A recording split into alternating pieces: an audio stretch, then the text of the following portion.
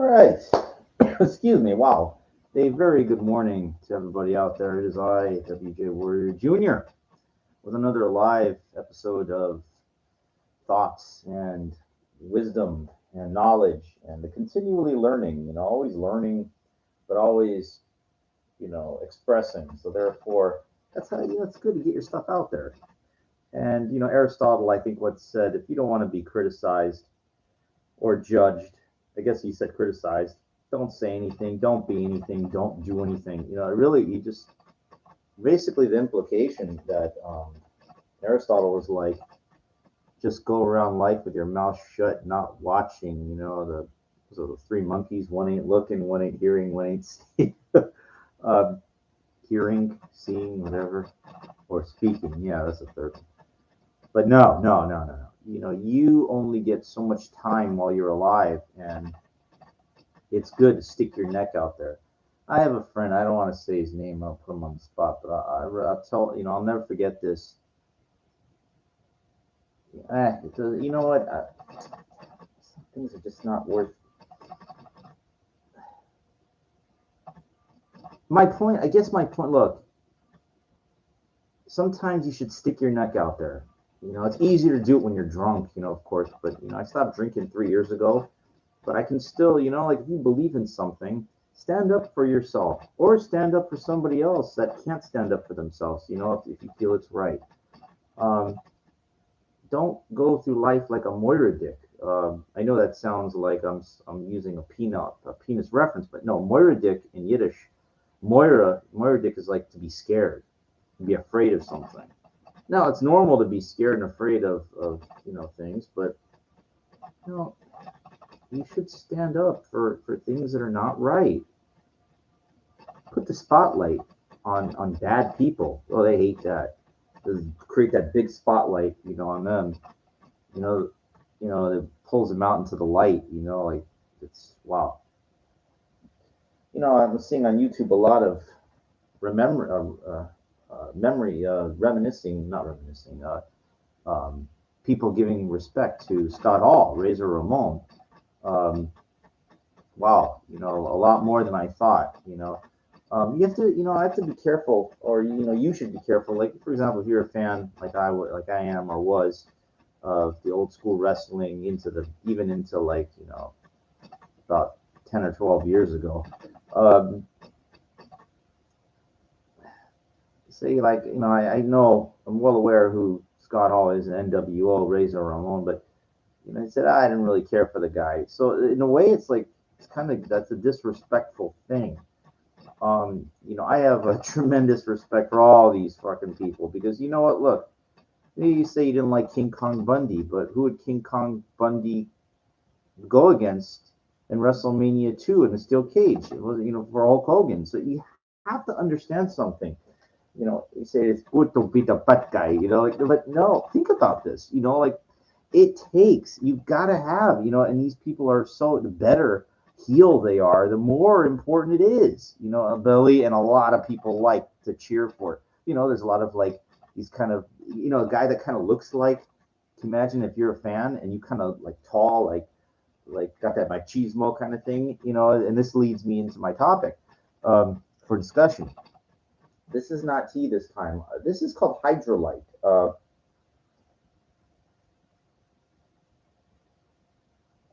Very fortified with vitamin C.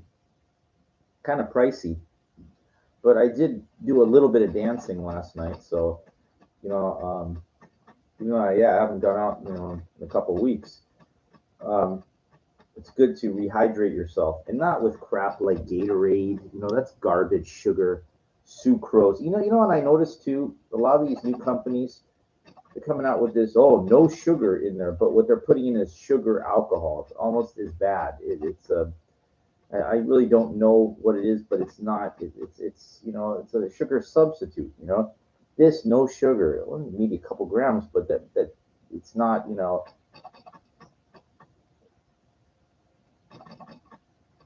This is just all zinc and electrolytes, is what it is. It's like a citrus blast. My taste buds still really haven't returned. Like it tastes a little bit of something. I don't know what's wrong with me. about a week ago, about 2 weeks ago, I started to have some gum issues. So I went to the doctors and they said, "Oh, you need to go see a dentist. Have a good cleaning." I go, "All right, that's fine." So I got an appointment on Monday to get a nice cleaning done. So they gave me like a prescription for this kind of real, like not really a mouthwash or mouth rinse, but it's a tablespoon. It's very powerful kind of stuff. Kind of, I don't have the irritation anymore. I use that stuff, but I noticed a lot. It's kind of a side effect from it. I think, spitting up a lot of, coughing up a lot of phlegm or something. I don't know what the hell is going on. I remember these guys that run they own these pawn shops. This pawn shop, they retired, but they told me they were like in their mid 50s. They go, "Wait till you're 50 years old." They're telling me, and I said to myself, "What are you talking about? I work out every day, and I watch everything. You guys don't know what you're fucking talking about. You guys are not in you guys are in okay health, but not like me." And they were right. You get older, shit happens. It does. It does. You could, and it sucks. I pride myself on health and fitness and working out and everything, and I don't know what the fuck is going on. Don't never smoked, nothing, no weed, nothing, no cigarette, nothing, and gave up drinking 3 years ago, and still shit happens. Excuse me. Um. Anyway, go figure, right? Um. But I'm still here so far. So far. Um. Okay, so fitness motivators, and that leads me into what I was talking about, Razor Ramon. I'm trying to think.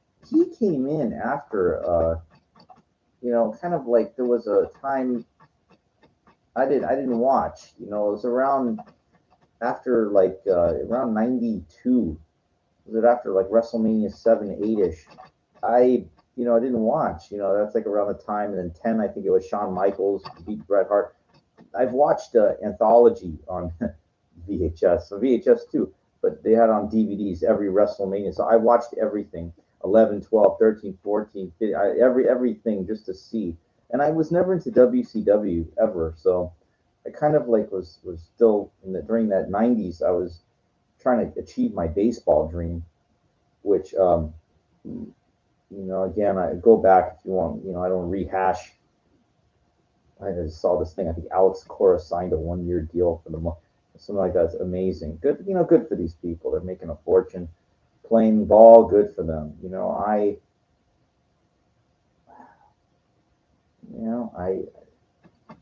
I had my problems. Like I had the heart. I just but I had like other shit that kind of brought me down. I have there's this acquaintance guy. Let's call him Big Craig. Actually, I will tell you his name. Craig Munson. You can look him up. Mr. World. And this guy's no fucking joke. He would work security at Dublin's, and we would talk sometimes. And I really didn't know this guys. I thought he was just did nothing. No, but he like pursued a bodybuilding career. He was in magazines and everything. And so I asked him and he goes, "You don't understand, Mike. There was a lot of drugs going around in the '80s, everything." He goes, and he told me he competed over in Europe. He won, he was like the crowd's choice, even though he didn't win the contest of Mr. World, I think, but he was the crowd favorite. So it's weird, like go figure. The judges don't vote for you, but the crowd wants you to win. I think I see the same thing with Gunter Schrilkamp, where I watched an Olympia where he got like fifth place or something like that, fifth or sixth, and you could hear the crowd boo. It was unbelievable, the roar of disappointment, because this guy looked like the modern Arnold. I mean, modern. I mean, this guy, bigger, just like but charismatic looking, and this happy attitude, like real. God, look him up. But that one, I think, where Coleman. I know Ronnie Coleman won the Olympia that year as well. It was during his reign. I think it was like the second year or something. But anyway, so I saw this on DVD on YouTube, and he he he's taking like he gets his fifth place and he's walking off the. and there's like the podium and microphone, and he goes, and the commentator's like, he's gonna say something. You're like, what? It's not your place to say it. He didn't. Nobody. It was such a shock that like as he's walking like off the stage, there's a microphone on the podium, and he goes, people. The placing does not matter. He's got that German accent. The placing does not matter. Like when they held his hands up for fifth place, the crowd fucking roared for him, positive. So he goes, that's what matters. The people's, cheering for me, and the same. So I guess the same thing with Craig. Like that placing didn't matter. Like it was the people's, like the people said who should have won. So, excuse me. So that was interesting. I remember, I'll never, Craig. So I asked him, and I said, dude, this guy was, still to this day, he's like, I think he lost a little weight, but he's up to 300 pounds. Big fucking dude. And he said he had a standing invite for the Olympia in '82 or '83 or one of those years. And I found out mistaken that Chris Dickerson won. You guys, like, no offense, God rest his soul. But can you imagine, like, Big Craig looked like he was like a Sergio Oliva, like, before Lee Haney. This guy could have been, You know what? There's a lot of guys that could have been. Who knows? It doesn't matter what you think. I watched a contest where this one guy, he was in the Olympia, and I go, how come he didn't place higher? He goes, it doesn't matter what you think. It matters what Joe Weider thinks. It's his show. It's Joe Weider's Mr. Olympia. Not anymore, but do you understand something? When somebody's running the contest, like, yeah, it's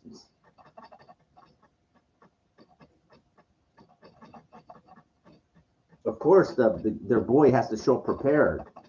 But if there's any, like, as long as he's holding his own, there it's a lock,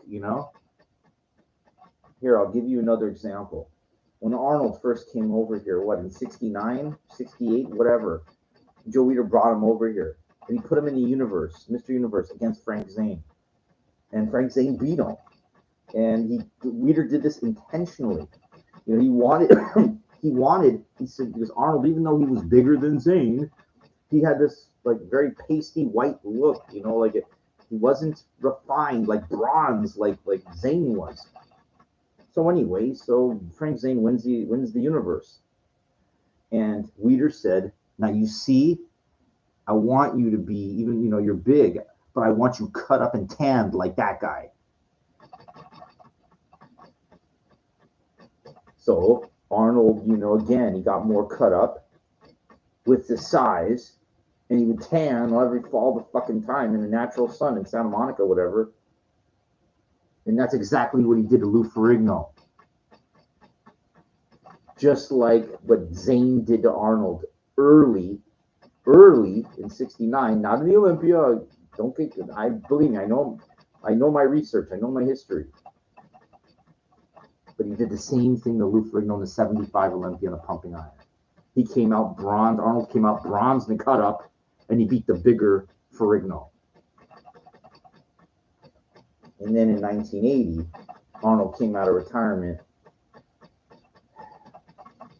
and he upset three-time Olympia Frank Zane. He was fucking pissed. Zane got fourth. He said he took the trophy. The rumor is he was so upset for getting fourth place and losing to Arnold, he took his fourth place trophy and threw it back behind stage. He was so mad. Now, well, but because it's fucking Weider's contest. And then in '81, Arnold co-promoted Olympia. And what happened? Franco Colombo came out of retirement, his buddy, and they gave it to him again. Who I met, by the way, before he passed away. Right. A memory I'll never forget. He had an office, chiropractic office on Wilshire. I'm sorry, on Westwood, in Westwood. And this guy talked to me for like about a half an hour in his lobby, in his office. Okay? Didn't ask me for a fucking dime. He gave me a book, signed it over to me, and gave me his card. I know who I was talking to. I was well aware. Yeah. He had this incredible painting, big thing, a mural of Arnold. To me, that's like getting to talk to Arnold for half an hour. It'd be the same thing for me. Because I'm not, I don't care about the movies and this thing. The movies, whatever. I know everybody's seen Terminator. I've seen all of Arnold's movies. Everybody knows. But to really talk to like somebody that close to him, it's good enough for me. Like it was a two-time Mr. Olympia. Like somebody get to like assess you kind of.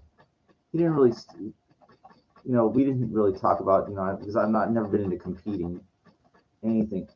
Just these guys are behemoths. I mean, nowadays it's ridiculous. Even the classic or these guys in these uh, in these over these long shorts that they wear. The bodybuilding is a ridiculous pursuit. It really is. It's completely unhealthy. Actually, it's completely unhealthy. Can't tell you how many people have died starving their body down and or taking all these chemicals to try to look like the epitome of perfection on stage, like standing next to somebody else that's doing the same thing. It's a stupid pursuit. I mean, it really is. Um, like I would love that marble-esque kind of look. I would love. I don't need to compare it to anybody else. Like I don't see the point. There's no way. If everybody's on stage and they're all doing chemicals and drugs and everything, you have to be. And that shit all comes with a price. I can't tell me. This woman that I knew, she died. She's 50 years old. She got cancer. Died. I guarantee it has something to do with the gear. That shit is all that those things are very powerful compounds. It has to fuck you up. At least most people it does anyway.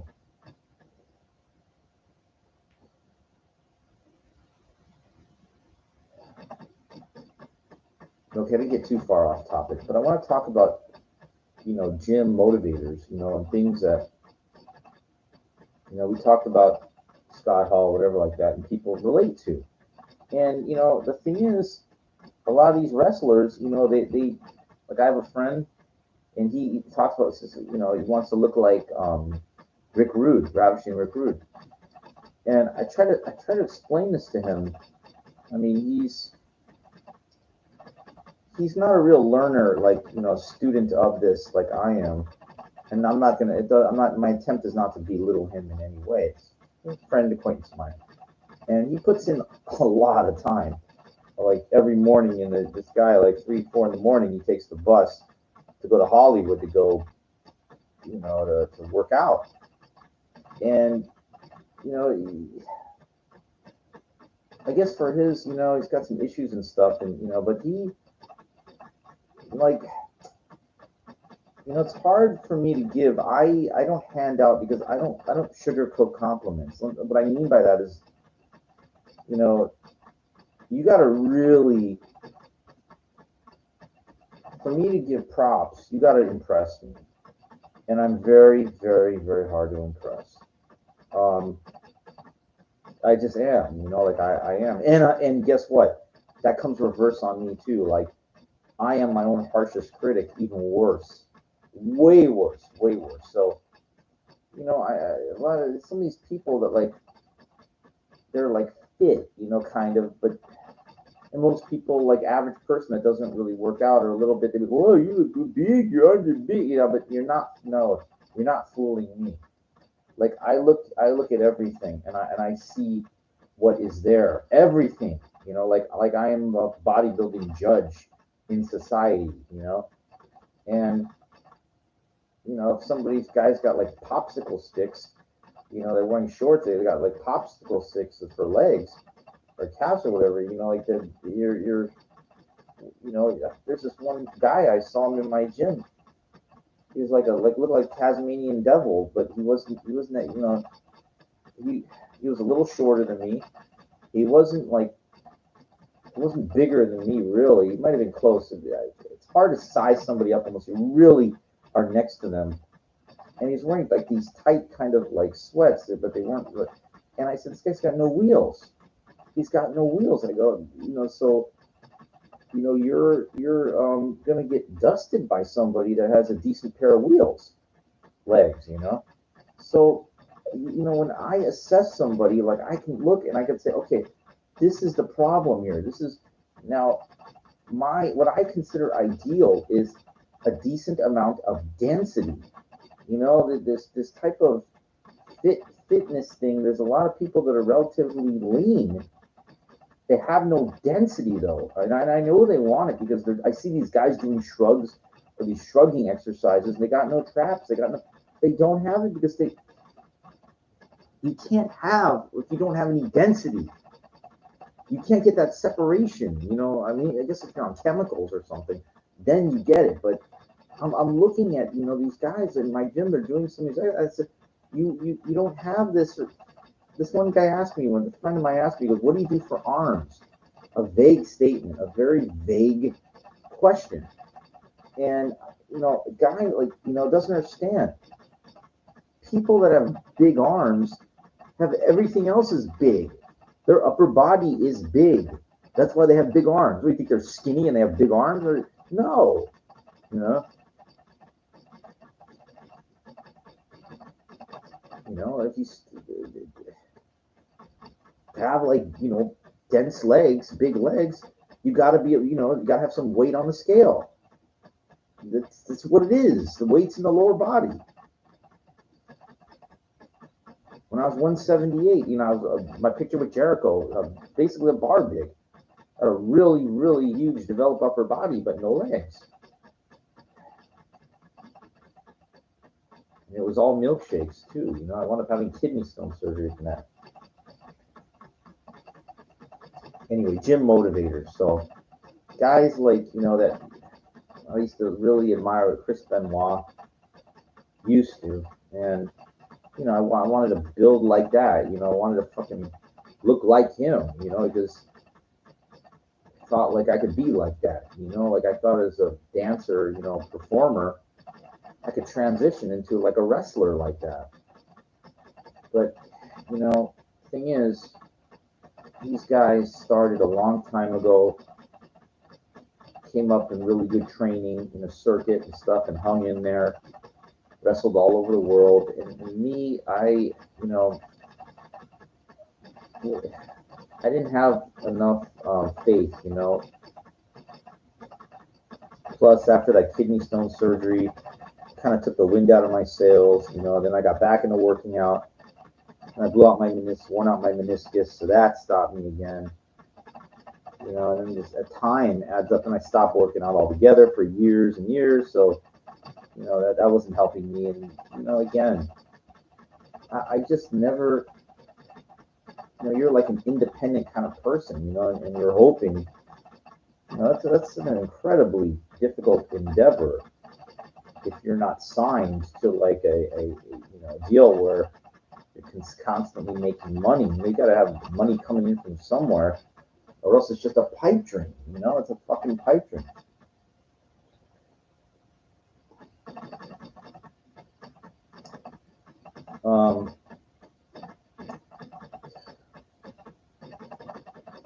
I guess that's really all I want to say about that. I just have the utmost respect for all of those people, like that I grew up with, and then people I watched up through 2002, the Cenas, the Angles, the Benoit, Eddie Guerrero, again, I'm talking as performers, of course, not anything else. It's just whatever can give you some drive, to try to push yourself. And also not that too, like when I met Rich Gaspari, that really kind of, I saw what was possible, like at my height. That was like 215, like marble. And I know, they take whatever, but I saw what it looked like. That's all I wanted to see. And I don't need to be 215 to be satisfied. I wanted to be like 200. And I've always been like, through all my endeavors, like fringe, on the fringe of 190. Now I'm probably down after, I'm still sick or whatever, maybe 180, could be even less now. But you know what? Just like Scott also said, bad times don't last. It's like if you're sick or something, hopefully the sickness your body is going to recuperate. It might feel like it doesn't. Your mind might play tricks on you, saying, "Oh no, your body won't be able to recover from it." Hey, you know what? What is what is. That's all I can do is try to take care of myself, and it's not the end of the world either way for me. Like I put a lot of time in, but the knowledge is there. That's what's important. Yep. I really wanted to be like, but even if you get there, to be able to maintain, to be able to, fuck. I mean, it's a lot. It really is a lot to keep yourself in what I would consider like a peak condition. And I'm just talking like not stage. I'm just talking about holding a decent amount of muscle. And I'm like, yeah, like I'm really hard on myself about it. Like and so if I'm hard on myself, if I'm not hard on anybody else, if somebody asks me or wants me to give them an assessment, um, I hope your ego can handle it because I am like, I'm going to be real with you. I'm going to be real with you. If your back is not thick, like for your size, then I'm going to say, dude, like you gotta have some back thickness there. Like if parts of your legs, or you're not full, like in jeans, like I can tell, like the jeans that I've been wearing, I can fill them out pretty much. That's because I grinded and I grinded and I grinded and then I grinded. I mean, I'm talking about if you look at my training logs going back to August, I did tons and tons of leg work, different things, compression type not just generic squats. I found that like the squats, they really didn't give me as much. I talked about last couple episodes. Go back and listen if you want me to talk about how I was able to manipulate, maneuver around the generic type of exercises. I still like it leg extensions. There's three machines in my gym for leg extensions, but there's one that really seems to work. But that's not the meat and potatoes. So I'm not going to go into it again. Go back and listen to the last couple episodes. I talk about this all the time. Yeah, you gotta to look complete. You gotta be able to see the shoulders. The delts of like they don't have to be bowling balls like Kevin Lafone, but I'm talking about the separation between the traps and the shoulders, your thighs. You got to have a decent peak on there. You got to have some sufficient mass in your tries, some decent sized full forearms. Like everything has got to be. You got to look like something. You got to look like something, and it ain't easy. If you're doing it like I'm doing it, taking just a little bit of supplements with good food and good training, you're not going to look like a mass monster. You're not going to look like somebody on steroids or various PEDs. It doesn't work that way. You get what you get, and but again, it could be fairly sufficient if you really know what you're doing. Generally, it takes a lot of time, knowledge, and everything. Young people want it now. They're in this type of generation. Young people like this, I want it now kind of thing. And I know it's easy to be impatient and everything, but you gotta earn it. You gotta learn and earn. It's really what it is. I know people just look at you and size you up, but that knowledge is huge. Was it Chris Aceto or the Charles Glass guy? I don't know. You don't lift anymore, but I guarantee that guy's got some serious knowledge. He knows. I think he knows. I don't know. So anyway, I guess that's really about it. I like, excuse me. I just like to touch on a couple things sometimes. give my overall views. So many people, they just always look, the monkey see, monkey do. They're watching Arnold. Oh, that's the only way. Or watching Ronnie Coleman lift insane heavy weights, thinking that they do that, they're going to look like that, and they're not. They're not going to lift that. They're not going to look like that. He was big a long, long, long time ago. And then I guess he was able to figure out how to combine a cycle of combining various chemicals, and that's where he blew up. He went from like 250 to 300, and that was. But you got to understand, these guys were, even him at 250 when he was competing in the top MPC thing. That's a fucking big fucking dude, like a long time ago. So don't just think these guys don't come out of nowhere. They've been around a long time.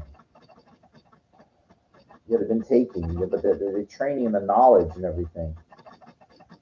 1992, 93, that's a long time ago.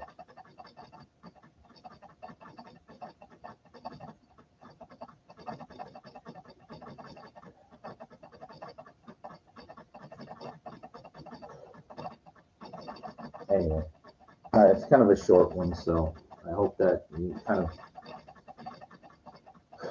came away with a little bit on this one. I try to